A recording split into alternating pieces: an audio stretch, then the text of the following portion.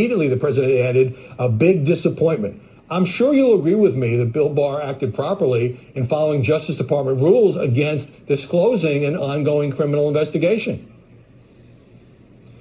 I certainly do agree with you on that, Howie, but I do think that it's valid for many voters to feel frustrated that this is a piece of information they would have liked to know earlier. And certainly the president, I think, and his supporters are going to feel that way going forward, particularly given that the money laundering in question is tied inextricably with Joe Biden. Joe Biden himself made the claim from the debate stage, endorsing the idea that this was misinformation, disinformation, that it was sourced perhaps to Russia, something for which, again, there is not a scintilla of evidence to make that claim. At the same time, though, I think that we can't sort of put this in a perspective of just being about the media and the way that the cable news went after this. The way that big tech treated this story should scare everyone. Imagine them doing this on the other side during the 2016 campaign, and then afterwards essentially going in front of Congress, in front of the people, and saying, oh, our bad for suppressing people's ability to share a story that goes to the core of this question about corruption in politics.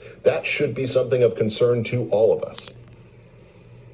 Very fair point. Ray, the New York Times is taking this seriously. It says this is a no-win situation for Joe Biden, could end up being anything from a distraction to legally perilous. What about the conservative pundits who often railed against the Bob Mueller investigation as a witch hunt, as the president himself said, but who now are very much pushing the idea of a special counsel for Hunter Biden?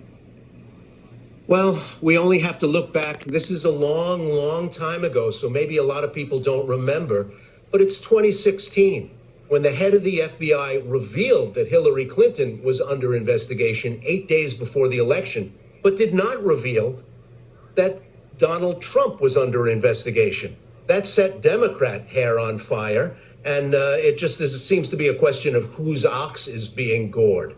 The revelation of ongoing investigations in this case came from Hunter Biden himself and was reported by everybody. Well, it didn't actually come from Hunter Biden. If we take a look at what happened, and this was very puzzling to a lot of journalists, she's an op. It came from the Biden transition dark team, op. Her father very is odd a general. and something that also needs scrutiny. Hunter Biden Dark is not affiliated with the Biden transition team. He doesn't work for them, as far as we know. He doesn't volunteer his time or his services. So a lot of journalists looked at this and said, wait a minute, why is the Biden transition team speaking on behalf of Hunter Biden, putting out this statement?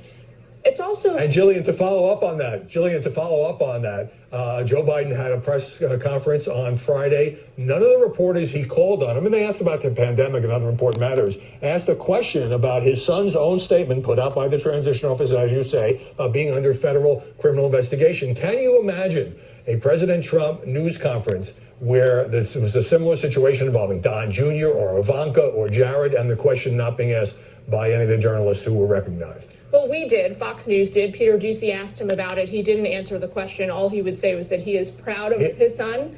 But no other outlets even felt that this was worthy of a question. It's worrisome, right? We're at this moment here where the election itself is being contested, and people are making the case by the thousands that they don't trust the media's coverage. So when we have a situation like this, you would think that journalists would take it upon themselves to be especially even-handed and to keep digging. Doesn't matter who the president-elect is, doesn't matter who their party is. The job is to keep digging.